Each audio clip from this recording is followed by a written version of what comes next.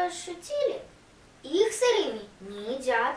Надо, чтоб грибы помыли, пленку шляпок ударили, проварили в кипятке, просушили в дуршлаге, порубили на кусочки, к ним добавили лук сочный, с маслом все перемешали, да с картошкой уплетали.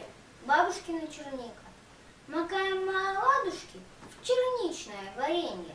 Спасибо, скажем бабушке, за это наслаждение.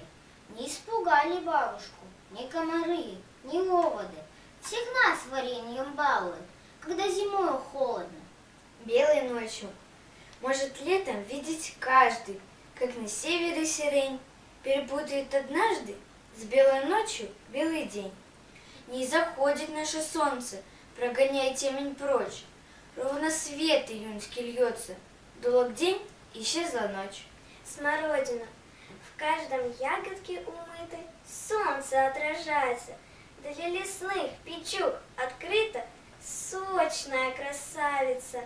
Кисть смородины для птичек, лакомство отменное. Кто найдет, подружек кличет, пир на всю вселенную. Иней, где кончаются дома, приутихли ветры, белым инеем зима украшает ветки. В синий полдень убегу сказочной тропою, куст шиповника в снегу для себя открою.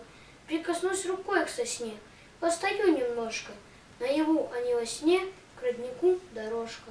А лиственница, есть в тайге такое диво, хвоя лиственниц красиво, не колючий, как у елки, мягких кисточек иголки, появляется с листвою.